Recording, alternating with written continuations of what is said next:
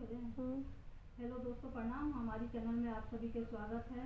मैं एक होली गीत गाने जा रही हूँ। मुझे उम्मीद है कि आप सभी के वीडियो पसंद आए। चलिए गाते हैं। रंग गुलाल लेके बैठल बानी देवर बैठल बानी, फोनवा में पूछतानी देवर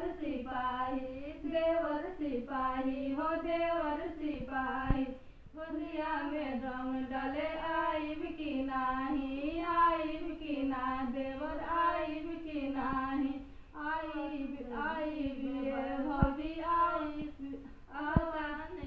भौजी आवत बानी, चोलिया में रंग हम डालब ये भौजी, लहंगा में रंग हम डालब ये भौजी, भैया से जानी बतई है भौजी, भैया से जानी बतई है भौजी, भैया से नहीं बताई बे देवर, भैया से नहीं बताई बे देवर।